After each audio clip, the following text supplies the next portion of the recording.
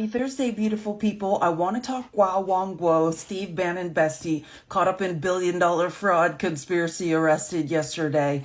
The guy, Josh Pagliari, who wrote the Daily Beast article on this, was on All In with Chris Hayes yesterday. Have a listen. Came here in late 2014, sometime in 2015, and he made New York sort of the home base for this big fight against the CCP. Now, in doing so, he befriended all these far right wingers, and like you said, he became really close to Steve Bannon. Anyone who watches the War Room show that Steve Bannon has is familiar with Guo because he's a sort of like amateur rap artist who has a song calling out the CCP and how bad they are, right? But what people don't know about him is that he has been sued by everyone left and right in recent years, particularly in local court in New York, because what he tends to do is he tends to befriend dissidents, bring them in close, and then fool them. He defrauds them. And if they ever speak out against him, well, right, except that in all of these lawsuits, he has to detail time and time again exactly what it is that he does. And what he does is he brings people in close, and then anytime they start questioning why they're not getting paid by him, he sicks his mob. He goes on social media and in Mandarin speaks to people and tells them to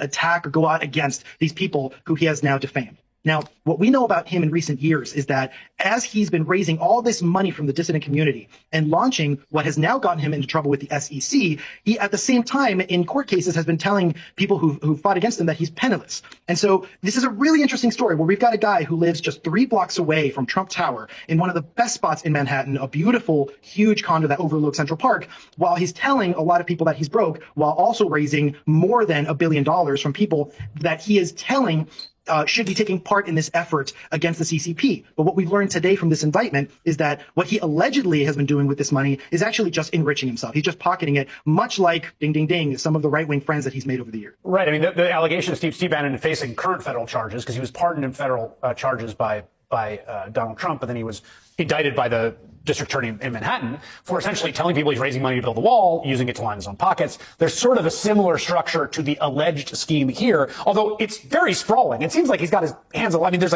there was a stable coin, a Himalaya coin scam. In one instance, Guo and his co-defendant bilked investors out of more than $260 million via a purported stable coin called the Himalaya dollar and a trading coin called the Himalaya coin or H coin, according to prosecutors.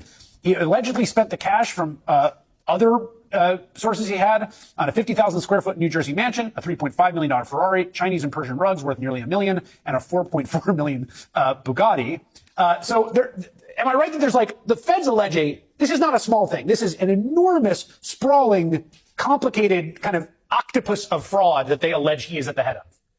That's right. And I think so the key point here is that he launched this media company that would sort of mimic what right-wingers here in the US have done. This media company that's going to call out the big nasty government on the other side of the world. But what the SEC claims he did is that he actually raised funds illegally. Now the SEC exists to protect investors, everyday investors like you and me. They make sure that companies that go public, right, whose shares you can buy, that these companies are held accountable. They have to make certain reports, they have to disclose certain things. And this company of his is accused of not doing that. And actually, so in a few years ago, he actually settled with the SEC and agreed to pay back some $500 million. But what we're learning from this indictment is that while he was doing that, he was allegedly doing a whole other round of fundraising through these really shady means.